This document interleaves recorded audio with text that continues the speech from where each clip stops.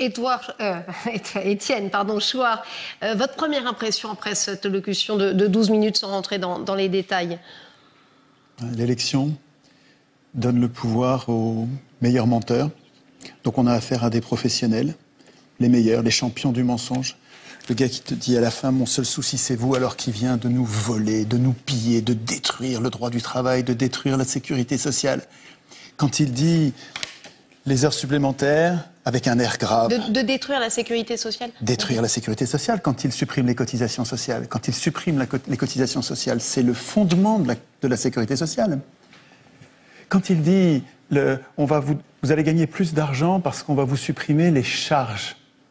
Mais ce n'est pas des charges, c'est des cotisations sociales. Des cotisations sociales, c'est du salaire différé, mais du salaire. C'est comme s'il disait, je vais baisser vos salaires.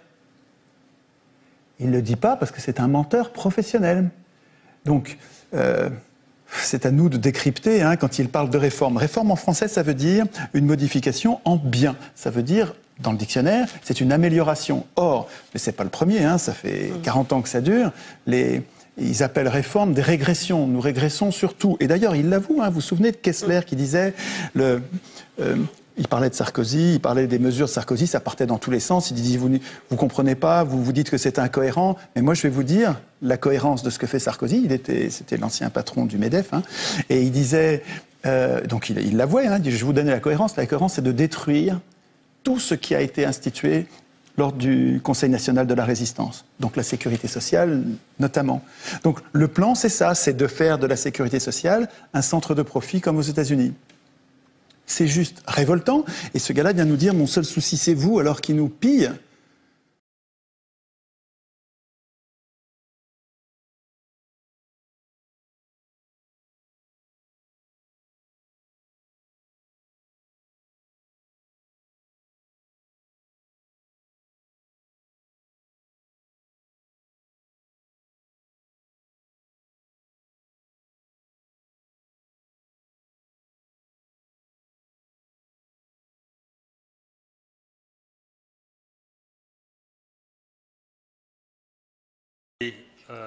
Global Compact on Migration.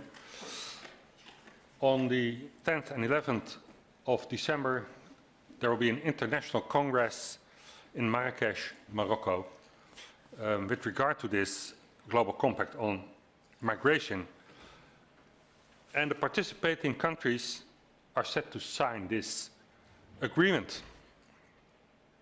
And although this joint agreement isn't binding, it's still meant to be the legal framework on which the participating countries commit themselves to build new legislation. And one basic element of this new agreement is the extension of the definition of hate speech. The agreement wants to criminalize migration speech. Criticism of migration will become a criminal offense.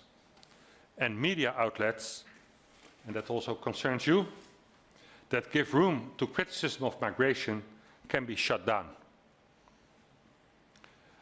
The Compact for Migration is legalization of mass migration.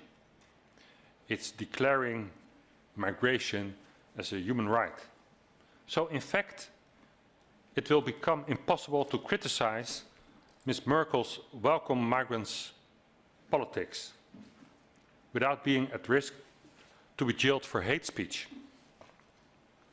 So this agreement, to our humble opinion, is a coup d'etat of pro-migrant liberal globalists. And it will greatly benefit multinationals. Because, you know, countries who import the third world will become the third world. And it's absolutely clear, and you all know that in third world countries, multinationals dictate the rules. Est-ce que vous êtes en mission? Oui. C'est comme ça que je le vis. Je ne suis pas en train de faire une carrière. J'ai d'ailleurs jamais cherché vraiment à faire une carrière dans ma vie. J'ai poursuivi des objectifs, j'ai cherché à comprendre, à apprendre, à réussir des choses, à mener des combats. Je crois jamais avoir eu le sentiment que je me faisais une carrière. Et depuis que je suis rentré dans le champ politique, je vis ça comme une mission. Il y a une dimension de spiritualité. Il y en a une. Et en tout cas, la conviction qu'il existe une transcendance, oui. Quelque chose qui dépasse, qui vous dépasse, qui vous a précédé et qui restera.